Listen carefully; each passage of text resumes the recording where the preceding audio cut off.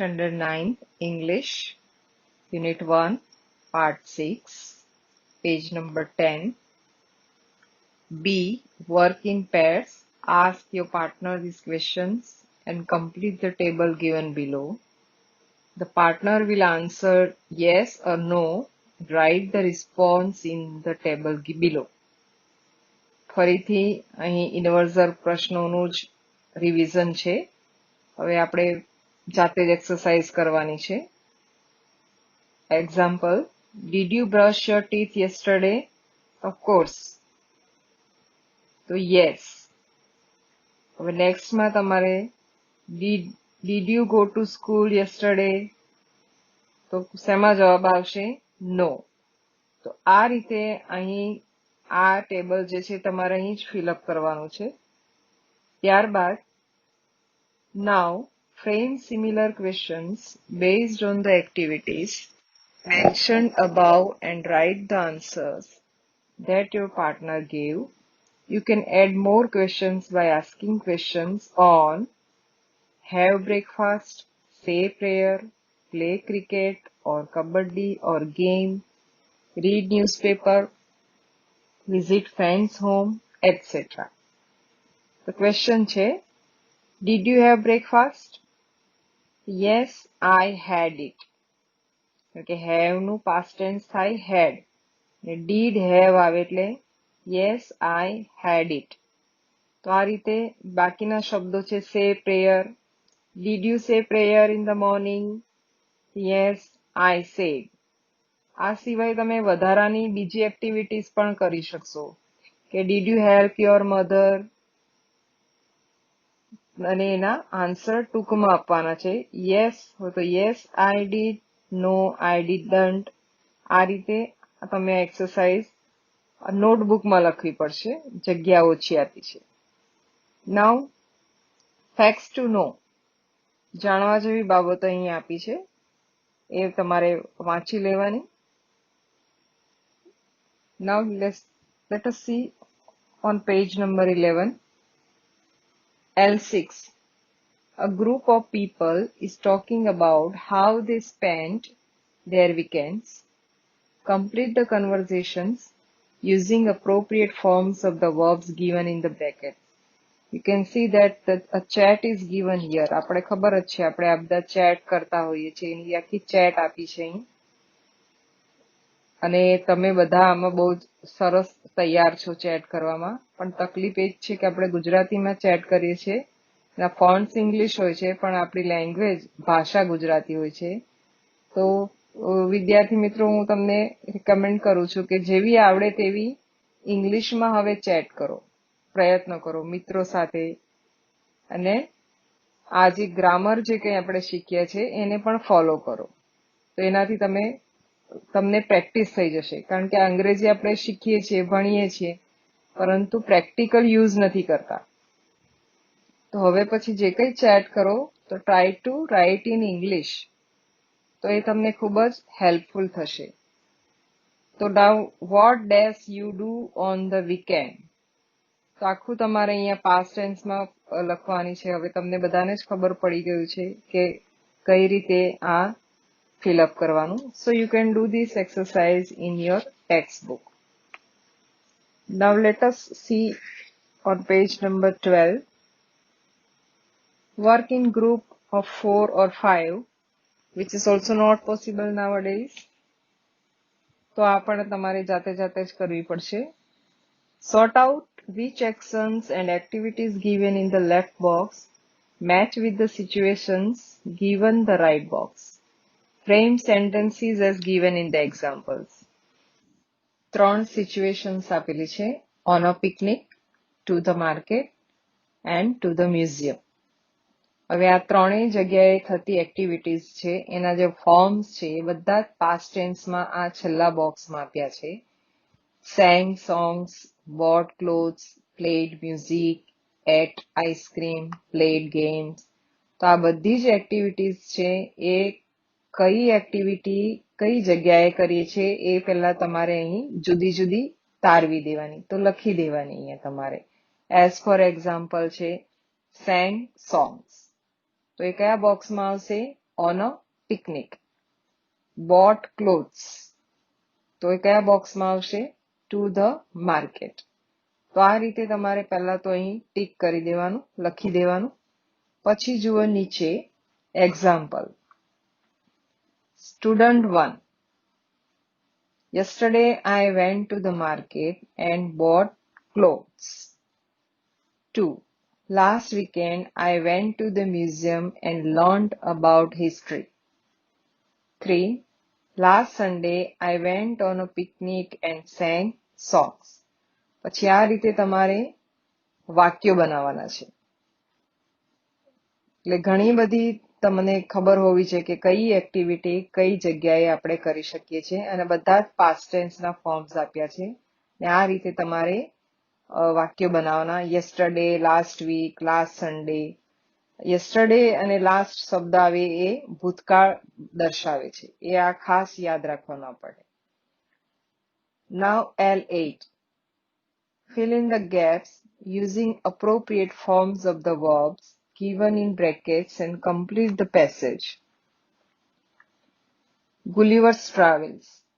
તમને ખબર છે ગુલિવર્સ ટ્રાવેલ્સની સ્ટોરી હતી. એ એક ત્યાંના આઇલેન્ડમાં જતો રહે છે અને ત્યાં જ્યારે ઉઠે છે ત્યારે એને એ બંધાઈ ગયેલો છે નાના નાના લોકો વડે.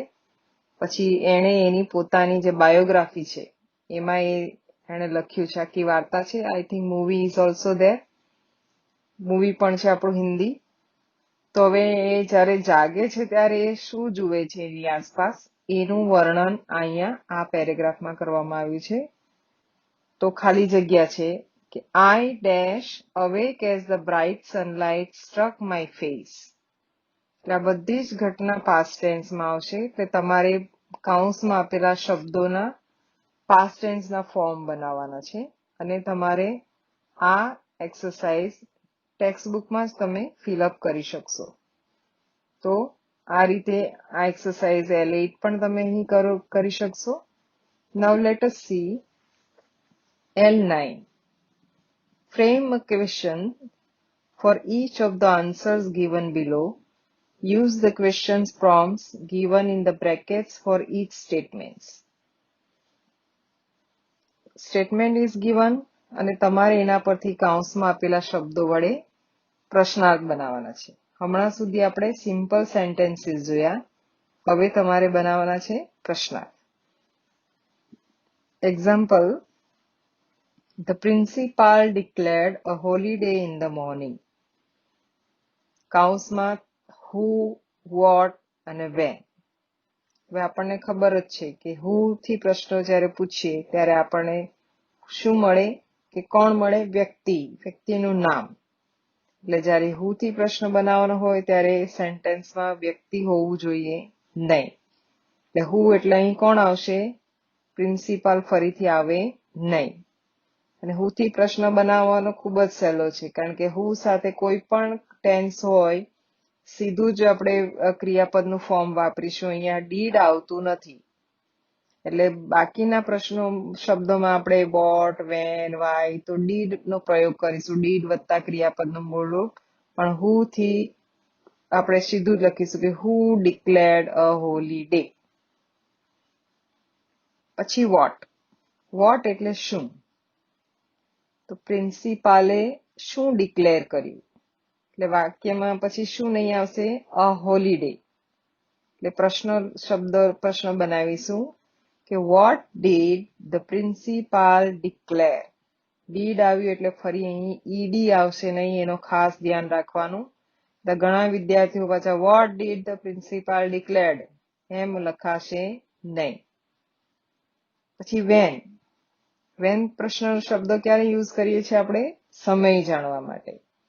તો આ વાક્યમાં સમય કયો બતાવ્યો છે? In the morning. એટલે પ્રશ્ન જ્યારે પૂછવાનો છે ત્યારે ઇન ધ મોર્નિંગ આવશે નહીં. તો when did the principal declare a holiday. અને ક્વેશ્ચન માર્ક લખવાનું ભૂલવાનું નહીં. તો આ રીતે તમારે નીચે જે સેન્ટેન્સીસ આપ્યા છે એના આ રીતે પ્રશ્નો બનાવવાના છે. Bhaskar sent an SMS to his friend an hour ago એટલે જ્યારે તમારે વેન થી બનાવવાનું હોય છે જોવાનું કે વેન એટલે સમય, અંડરલાઈન કરી દેવાનો સમય કે આ પ્રશ્નમાં મારે સમય આ શબ્દ નહીં આવે. whom તો કોને, તો કોને લખ્યો ટુ હિઝ ફ્રેન્ડ તો આવશે નહીં. વોટ તો શું, તો શું એટલે અહીંયા એન એસએમએસ. તો આ શબ્દો ક્વેશ્ચન જ્યારે બનાવે ત્યારે આવશે નહીં. આ તમારે ધ્યાન રાખવાનું. તો આ રીતે અહીં નીચે આપેલા વાક્યોના તમારે પ્રશ્નો બનાવવાના છે અને એ તમારે નોટબુકમાં બનાવવાના છે. અને યાદ રાખજો પાસ્ટ ટેન્સ એટલે કોનો પ્રયોગ કરું છું, did no. Okay, now let us see page number 13, writing. W1, you have found a baby monkey whose mother is missing. Missing એટલે ખોવાઈ ગઈ છે. How will you help it? Read the suggestions and write about what you will do. Now what you will do. will આવ્યો. હવે અહીં તમારું tense બદલાય છે. હવે અહીંથી આપણે શરૂ કરીશું ફ્યુચર ટેન્સ, ભવિષ્યકાળ. તો first, I will put it at a safe place. તો વિદ્યાર્થી મિત્રો, આપણે જોયું છે કે પાસ્ટ ટેન્સમાં આપણે શેનો પ્રયોગ કર્યો છે, વોઝ, વેર, ડીડ, ક્રિયા હોય ત્યારે, એક્શન હોય ત્યારે. હવે અહીં શેનો પ્રયોગ થશે, શેલ અને વિલ નો.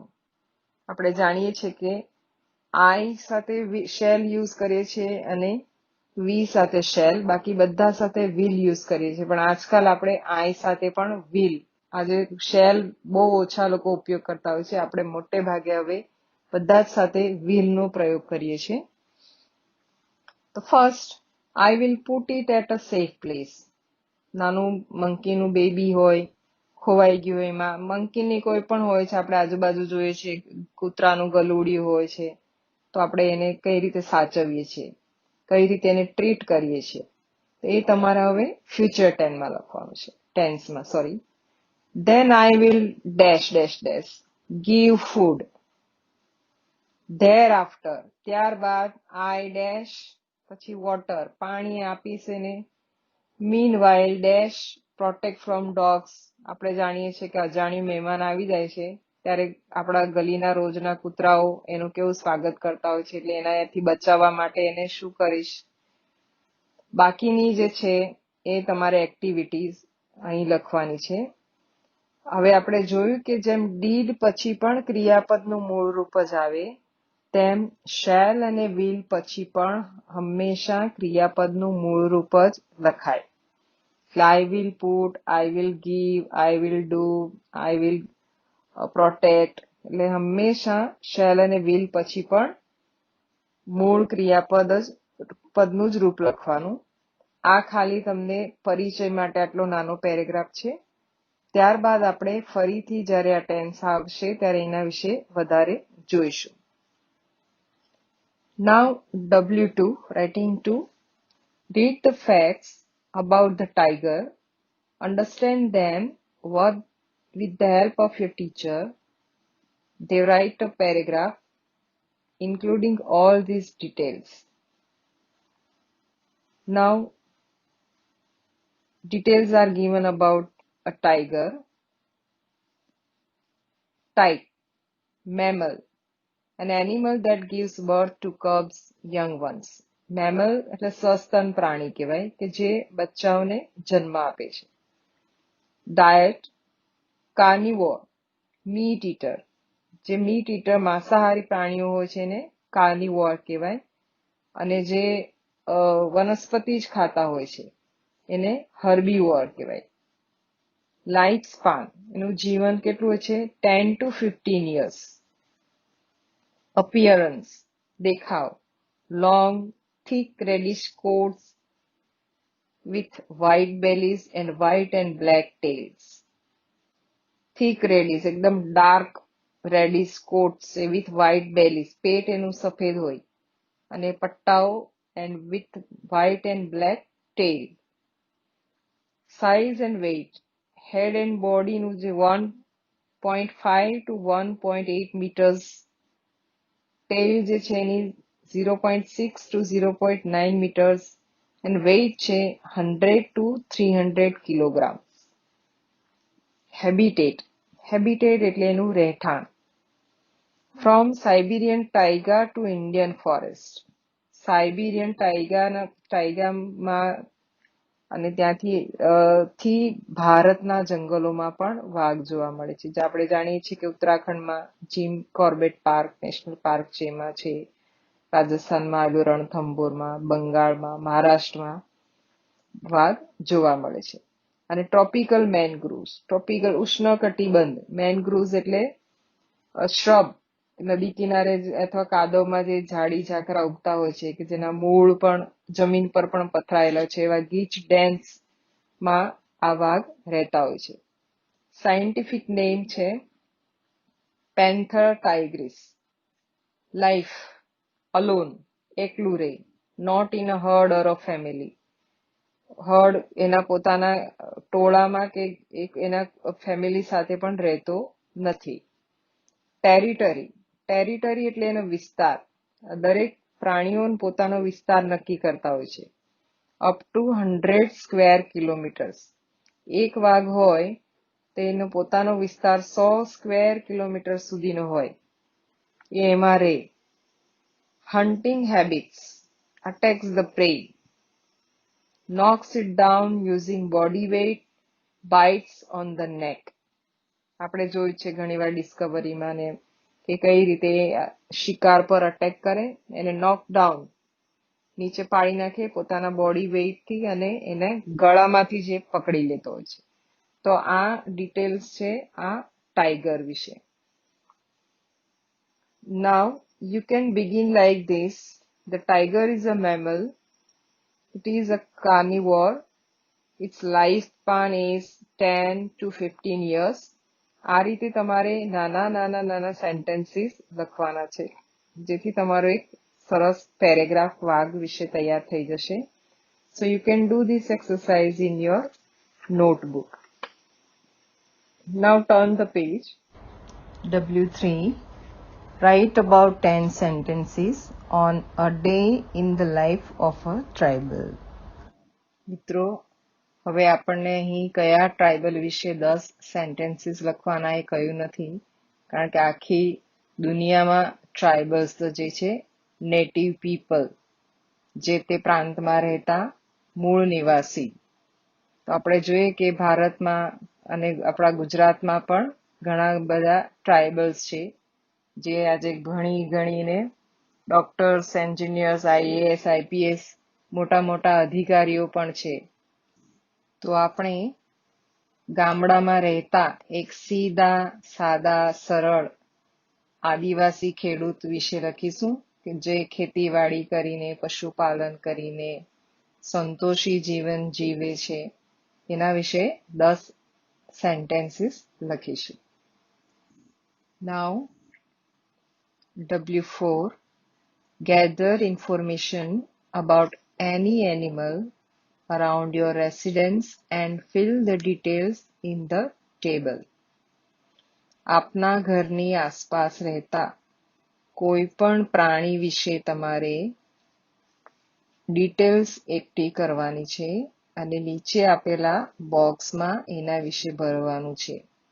તમે ગાય, કૂતરો, બિલાડી, બકરી કે કોઈ પણ એનિમલ હોય એના વિશે સર્ચ કરીને માહિતી મેળવી શકો અને અહીં જે ટેબલ આપ્યું છે એમાં લખવાનું છે એનું નામ, ટાઈપ, કયા પ્રકારનું પ્રાણી છે, પેટ એનિમલ છે, વાઇલ્ડ એનિમલ છે, પછી સાઇઝ, એનું કદ, હેબિટેટ એટલે એનું મૂળ નિવાસ, રહેઠાણ, એની ટેરિટરી, લાઈફ સ્પાન અને લાઈફ. તો આ ડિટેલ્સ તમે અહીં એકવાર લખી કાઢો તો જ્યારે ક્યારેક પણ તમને કમ્પોઝિશન આવે, પરીક્ષામાં પૂછાય કોઈ પણ પ્રાણી વિશે, તો આ ડિટેલ જો તમે એકવાર જાતે કલેક્ટ કરીને લખી હશે ને તો તમે ખૂબ જ સારી રીતે એક પેરેગ્રાફ લખી શકશો. એટલે અહીં ભલે એક જ પ્રાણીને આપ્યું હોય પણ આ સિવાય તમે બીજા પ્રાણીની પણ ડિટેલ નોટબુકમાં લખી શકશો. તો હવે જોઈએ અહીંયા વિશેષ જનરલ નોલેજ માટે બે પક્ષીઓ વિશે વાત કરવામાં આવી છે. Two ginormous birds. Ginormous means huge, very big. All flightless and now extinct. બંને ઉડી નતા શકતા અને now extinct. Extinct means વિલુપ્ત થયેલી પ્રજાતિ. Vanished. હવે તેમનું અસ્તિત્વ નથી. ડાયનોસોર્સની જેમ એ લોકો પણ હવે પૃથ્વી પર અસ્તિત્વ ધરાવતા નથી. The elephant bird, otherwise known as Epaionus, this huge bird from Madagascar was up to 2.7 meter tall and weighed as much as 450 kilograms. It may have survived until the arrival of the first humans on the island and have therefore given rise to the land of the Ru.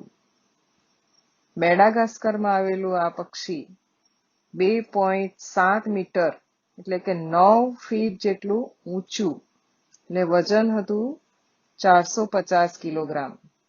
એટલે જ્યાં સુધી આ island પર માણસો ન હતા ત્યાં સુધી એ ત્યાં અસ્તિત્વ ધરાવતું હતું એવું માનવામાં આવે છે. હવે બીજું પક્ષી છે the giant moa. This huge bird from New Zealand was possibly the tallest ever to walk the earth. They reached 4 meter, 13 feet in height, which is almost as tall as a double-decker bus. They were more lightly built, however, weighing up to 250 kilograms. ન્યુઝીલેન્ડમાં આવેલું આ giant મોવા કે આપણી double decker બસ જેટલું ઊંચું હતું અને એનું weight હતું 250 કિલોગ્રામ જેટલું. હવે આજે આ બંને પક્ષીઓ અસ્તિત્વમાં નથી. તો મિત્રો હવે આપણે યુનિટ 1 અહીં પૂરું કરીશું. જેટલું પણ કામ આપ્યું છે તમને એ ઘરે તમે શાંતિથી નોટબુકમાં કરી લેવાનું.